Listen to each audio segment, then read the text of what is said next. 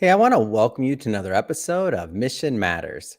My name is Adam Torres, and if you'd like to apply to be a guest on the show, just head on over to missionmatters.com and click on Be Our Guest to Apply. All right, so today is the long-awaited episode. Scott, I'm so excited and thrilled to announce that our book is finally out. It's finally live. For those of you who are tuning in for the first time and haven't caught maybe some of our previous work that we've done together, Scott Couchenour is a life and business coach over at Serving Strong Enterprises. And as I mentioned, a new author in our Mission Matters book release. So Scott, hey, first, just welcome back to the show. Excited to have you here today. Adam, thank you so much for the opportunity, and it's a privilege to be here. Really is. All right, Scott. So Scott, aka the fourth quarter coach, for those of you that follow him on LinkedIn, and we're going to talk about that because you put out some great content on LinkedIn, and we're going to get into that, of course, today. We'll talk about the book. We'll talk about what you're doing over at Serving Strong Enterprises, of course. But before that, we'll start this episode the way that we start them all. You already know the drill with our Mission Matters Minute. So That's Scott, right. we at Mission Matters, we amplify stories for entrepreneurs, executives, and experts. That's our mission. Scott, what mission matters to you? Well, my mission is to change the narrative around aging, to provide the prospect of hope in a bright future. And I back it up with a mechanism of measurable action that leads to a life by design, not by default. So I firmly believe that our fourth quarter, the 60s, 70s, 80s, can and will be the most exciting stage of our entire lives because we're wise, we're cognizant of life, meaning, and purpose, and we have appreciation for the brevity of life. We tend to spend most of our moments doing things that really matter. And many of us are starting something new, a new adventure, but we're not starting over from scratch, but from experience. That's why I believe heavily in the fourth quarter.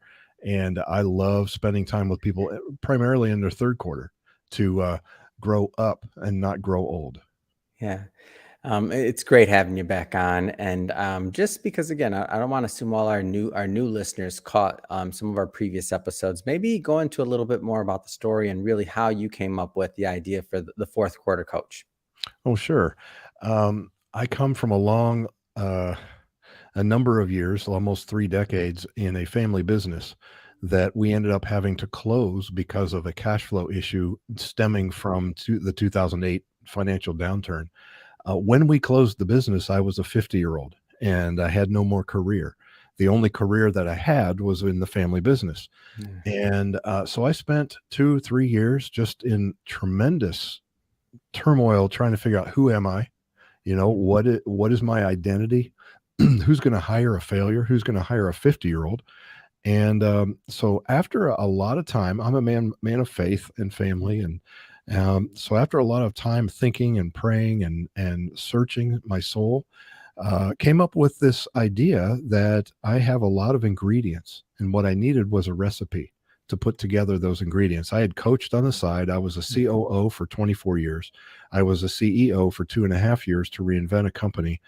And all of those wrapped up together, I determined to become the partner I wish I'd had in July of 2015, the month after we closed our business, because I know with that outside guidance, I would have saved a lot of money and expense and a lot of time and stress. And so out of that birthed a number of ideas and actually a cycle that I now work with my clients on, to take a very big picture and reverse engineer and then move forward. Yeah. And let's definitely dive into that cycle and that process. But let's do it from the context of the book, because I know that you do put quite a bit in the book as well, of let's just say the abbreviated version of your process. So first off, the title of the chapter, Vision for a Great Fourth Quarter. Where do you want to start with this? Because there's a lot to unpack. Well, I'm telling you, the first thing is to get everything out of your head, Yeah. to download everything and get it out so that you can look at it, because everything we face, whether it's a good thing, a windfall, a major life disruption, whatever it is, has context. And if we can step back far enough, we begin to see options. which give us choice. And to me, options plus choice equals agency. So Mm. we first have to get it out of our brains. We have to get everything down so that we can look at it. And even the direction of get it down on paper, when you get something down, then you are above it. And there's no worse way of living than to be under it, right? Yeah. Under circumstances, but to be on top, to be able to look at it. Yeah. And until we do that, then we're just fighting a losing battle. Mm. So I'm guessing when somebody's going through this download period, like that can be pretty that's got to be enlightening. Like cuz I don't feel like many of us do that often. So what are some of the things that maybe came to light when you were maybe going through your original download period? Well, my original download was when I was reinventing our family business. Mm. The board of directors elected me as CEO to reinvent our 40-year-old business, and I had no idea where to start. But I had a 3 foot by 5 foot whiteboard in my office. And so I just started writing. I just, formulas, quotes, Yeah. all kinds of things. And I would fill up that whiteboard, stand back and take a picture of it, and then wipe it off and fill it again, just constantly thinking. And I must have filled dozens of these whiteboards.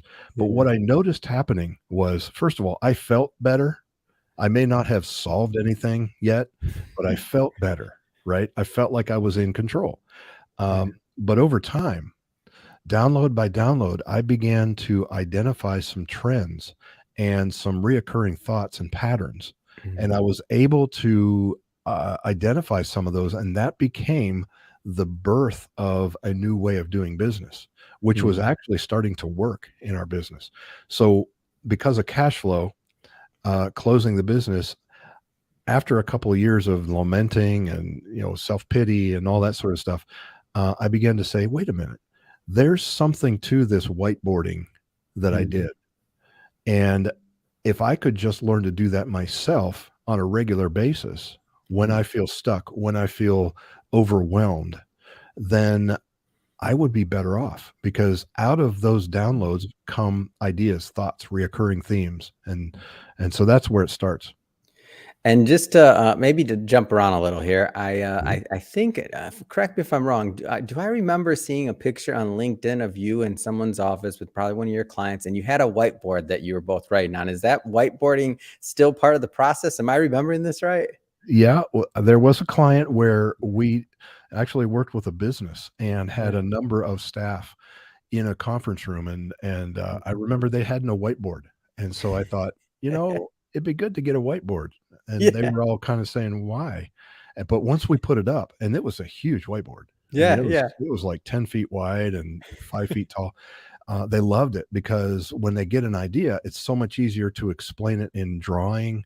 or we made lists, and it facilitated progress. Yeah. And now, a lot of what I do is virtual, and so what we will do is, we'll do a whiteboard or a spider diagram. You know Mhm. how you just kind of draw it out and just kind of get everything out and start to make connections, which Mm. actually begins to get into the second step of the process. And that's, you got a jumbled mess of thoughts and emotions all over the place for all the different topics. But then you start to make sense of it, and Mm. they fit into certain buckets that I've identified. Mm.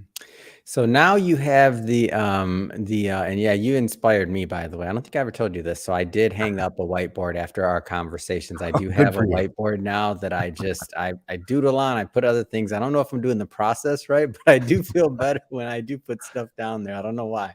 And I That's did right. start taking pictures, by the way, like you mentioned. I haven't quite gone back and read everything and things like that I took the pictures of, but I do feel better. I don't know if that Yeah. counts for anything.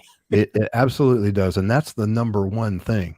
You've got to have the right mindset Mm. in order to identify what's going on in your life. And a lot of Yeah. people that I work with, they're either facing a disruption that has been externally imposed on them, or Mm.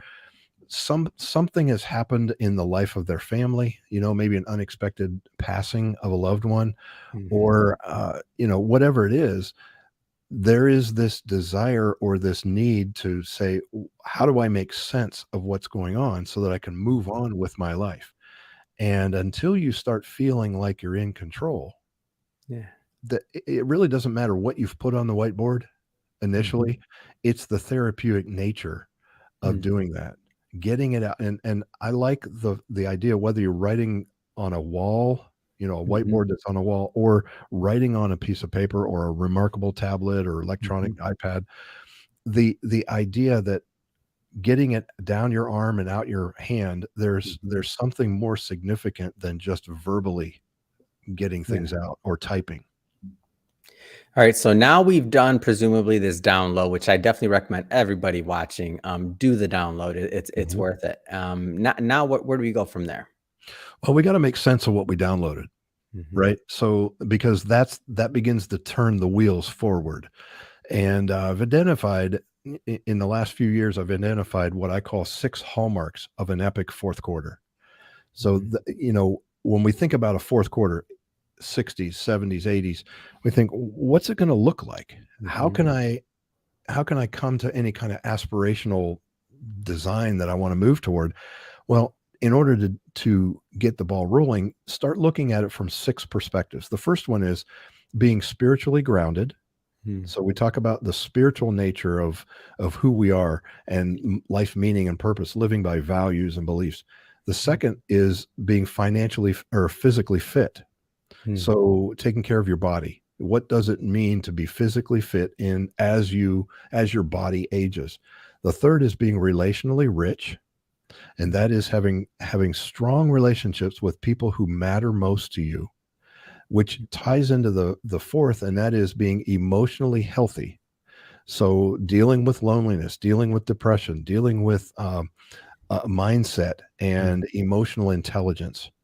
And then we go to vocationally aligned. So if I'm vocationally aligned, I have a better experience. And when I think of vocational, I don't mean what you do for a paycheck or a dividend. It's whatever you do that is important to you. It could be philanthropy. It could be pursuing a hobby, whatever it is, that is your vocation. And a lot of times I work with clients who are shifting their vocation. They're either exiting their business or they're retiring from that current position they've held for Yeah. 30, 40 years. They don't have any intention of retiring, but they're shifting to something. And that what they're doing is they're becoming vocationally aligned with who they Mhm. are at that stage of life. The final one is being financially free. So Mhm. when I download, I begin to put things in either a spiritual bucket, a physical bucket, Yeah. and so on. That then allows me to see, okay, after you've done a few downloads and you keep adding to your physical bucket or your spiritual bucket or your financial bucket, you Mhm. begin to realize these are the things that are more important to me, most important to me. And and so that gives you a bit of direction so that you can take the third step, Mhm. which is let's design a path forward. Mhm. Pick out something you have downloaded, and if it's meaningful to you, let's zero in on that particular area of your life, Mhm. and let's design a path forward. When I think of a path, I pull from Brian Moran's book, The 12-Week Year. We Mhm. look at a 12-week year. That's essentially, it's a 90-day sprint. Yeah. And we determine what is the objective that we want to achieve after 12 weeks, and what Mhm. are the actions that we will engage in for 12 weeks to reach that objective. And this is all drawn from one or more downloads that have been discerned, Mhm. right, into 6 buckets. Then we design a path forward. Mhm. And again, that is adding more and more of a sense of agency, Mhm. because you're now taking action. And you're or you're at least designing that action. So we've downloaded, we've discerned, and we've designed. So, And this 90-day sprint, when I think about that and kind of I guess the packaging of that, it kind of makes sense. If you think about quarters mhm. and the way that corporations run and other things like that, like, is there some significance to that timeline? There very much is. We are, like you said, we are conditioned to quarterly thinking, Mhm. and there's another element to the 12-week sprint or the 90-day sprint, and that is a weekly check-in. So we Mhm. are conditioned to think in terms of weeks. So rather than live by default, where you are living week after week after Yeah. week, the same old thing, you're kind of like on a hamster wheel, just going Mhm. over the same stuff. This time, you are taking action, and every week that you check in, Mm. then you are gaining more and more attention to what you're trying to accomplish. And that constant attention over 12 weeks, there's something that goes on inside your non-conscious because you're training your brain to think a certain thing. I think of when my wife was pregnant, I noticed all the diaper commercials now, and I noticed the babies crying in restaurants. It's not because we got pregnant that all of a sudden babies came out to the restaurants, right? Yeah. In these commercials. It was what happened within me. I Mm. became aware of the whole baby world. Mm. And I think the same thing happens when you are pursuing something by design Mhm. over 12 weeks. Something magical happens within your brain, and you actually start to move faster, further, and go further Mm. because you start noticing things about what you're trying to accomplish. And it just propels you. Yeah.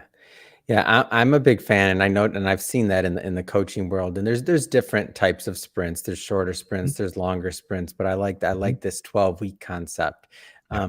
I want to circle back to something you said a moment or two ago, and specifically about retirement and how individuals are maybe they may not be quitting their jobs, or maybe they're shifting careers or doing different things, but they're thinking about like really that next chapter in their life. I know we had some interactions on LinkedIn recently about some content we put out where it's kind of thinking about, retirement and redefining retirement, what that looks like, if Mhm. it's resonating with society like it once did. And for everybody watching this, I keep referring back to LinkedIn because me and Scott are always conversing on there. I highly recommend Right. following Scott on LinkedIn because he puts out some great, really thoughtful content. So Premier, I meant to compliment you on that, by the way, Scott. And I mean that Well, you keep it up because I definitely enjoy the content. I'm sure others do as well. thank you. But circling back to that question I asked you on LinkedIn about your thoughts really on kind of retirement and what that next Mhm. phase looks like.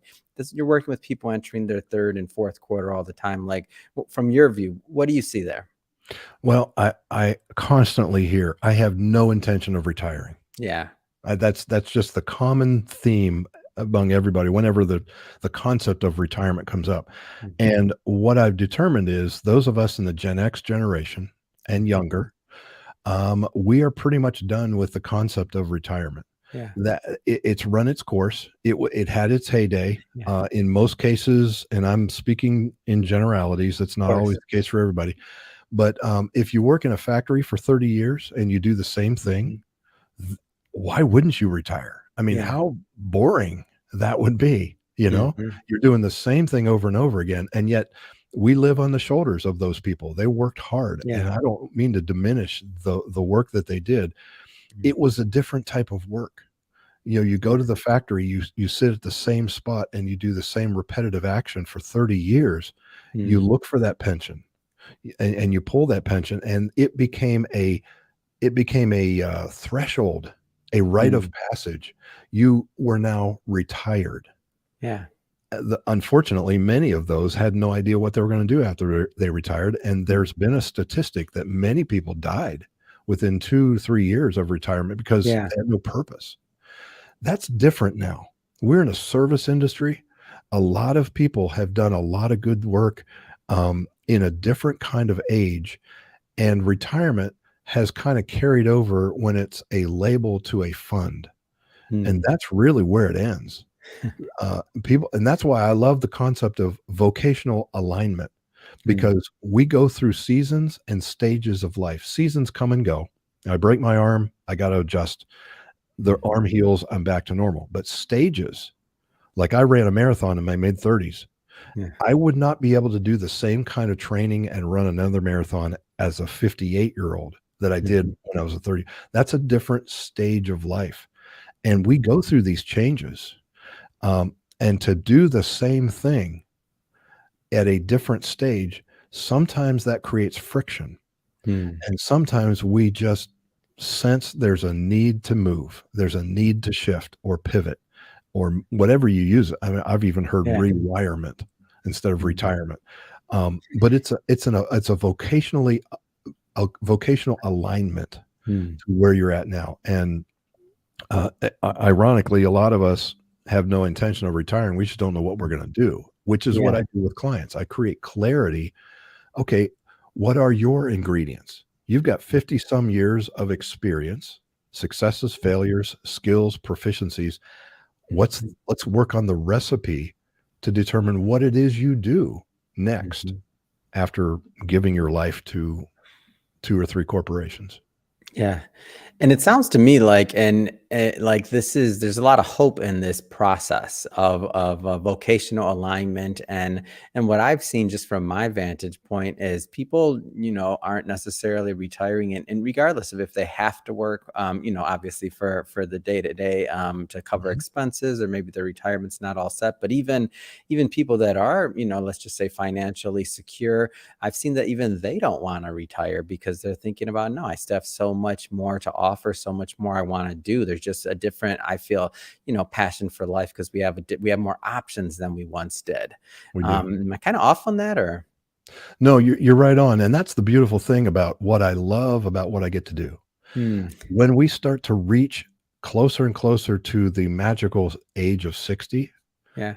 mileage varies. Some people reach this sooner, some later, but Mm, there's this it's an incredible, mindset to give back, to mm, invest in others somehow, and that's seems to be a reoccurring theme. It's like, I have more to give, you yeah. know? What I've also seen are people who are so afraid of aging and decline Mm, that they start to give up way, way too soon, like 30 years too soon. yeah. And they begin to complain about everything that's going on in the world, and there's no there's no hope. Mm, So mindset is huge. Fortunately, there are a lot of people, as you begin to come toward that, the realization that you've got more boxes checked behind you than you have in front of you, mm, something begins to happen as it relates to meaning and purpose. mm. And and man, that is a spark that you can really fan into flame. Fantastic. Well, Scott, I do want to spend some time here today. And for everybody watching, just to let you know, we'll have a link to the book. So there's more in the book. There's definitely more content, but I do want to spend some time talking a little bit more about your business, and also to get some updates. It's been a little bit since we've Mhm, talked. So mhm. last I remember, you were building a community. You're bringing people together. There was an online platform in the works. Serve strong enterprises. What's going on today? Give me some updates. I need them. Well, sure. Got probably too many irons in the fire for my age. But, yeah, I'm working with another outfit. We are partnering Mm, together to create an online platform for 40 and 50-year-olds. We yeah. plan to roll that out in the fall of this year, fall of 2023, Mm, and it'll be a place for people to gather and to do life together and learn mm, together. Content will be related to the 6 hallmarks. We will have subject matter experts mm, available, and, we're really excited about that. In addition to that, I have, of course, I'm doing private coaching and, mhm, group coaching as well, mastermind coaching. Uh, Doing the podcast, as you know, which I'm having a ball doing. Uh, I've been able to interview some of the most amazing people, and, I've just recently added a tool in the toolkit to help mm, business owners whose vocational alignment will require exit from their mm, business, and creating greater value in their business so that when they go to sell, they will mhm, get a greater multiple of their business. And mm, so I'm excited about that. That's just, one of the greatest additions that I have, been able to add. I've been following this organization for about 2 years and finally pulled the mhm, trigger on that, and, so that's and I'm also writing a book. Outside of this one, I'm writing a book that is, a little more in-depth as to my mm. story. I go into a little bit more of the gory details and that sort of thing, but, yeah, a lot going on. Oh man, I can't wait to read this next book because I every time we talk, I unpack just a little bit more. So I'm ready for the book as well. Like this is great, and I'm Um, happy to hear about this, and I can't wait to see it. You did mention the podcast. We got a lot of new listeners here, so I want to make sure we get a plug in for that because I want people to definitely go check it out. So yeah. tell us a little bit more about the show. Well, the show generally follows the six hallmarks. I will have a guest talking about physical fitness. There'll be a guest on financial freedom, that sort of Yeah. thing, or the whole idea of the process of coming into yourself Mm, in the fourth quarter. mm, And, some of it's technique, a lot of it's stories of people who've actually made shifts in their life, mm, and the amazing stuff that goes through your mind as you're either responding to a major life disruption, or you're just intentionally stepping out. you mm, know a recent podcast that is coming live this week as we record this live session is about a person who just voluntarily left the corporate world.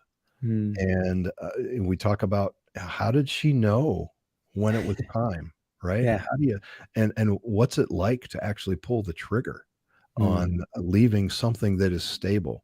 And so I like to enlighten the audience with what is really going on in mhm, other people's lives so that they can bounce that against their particular situation and say, I haven't really thought of that before. mm. And of course, I just love stories. What's been one of your favorite things about hosting a podcast or hosting a show, like for you? Um, you know, for an introvert who loves systems and processes, Yeah. it's unusual. But what I love is when I get into a conversation with Mm, somebody with the set questions mm, that we have set up together and having it take on a life of its own. And we mm, dig deep into something that we hadn't anticipated. mhm. Um, that is the most exciting thing about doing the podcast. Yeah, I agree with that. It's that connection. It's like every time I think about doing a show or something, like you're creating something with somebody, a piece of content that didn't exist in the past that somebody's going to be able to hopefully benefit from and hopefully learn from, and really just like learning from the stories of others. That's my favorite way to learn. So by Right. hosting this show, I learned quite a bit, and then from listening to other podcasts like yours and others, I also learn a lot as well. So I'm big, Right. obviously, everybody that listens to this show for a long time, they know I'm a huge fan of podcasting, and I'll talk about it anytime somebody will let me. Yep. That's right. That's right. Awesome. Well, I wanna how do people, so there'll be people watching this and listening to this, and we talk kind of high level, but how do people like engage and how do they work with you and your team overall? Well, the best thing to do is to go to servingstrong.com, Mhm.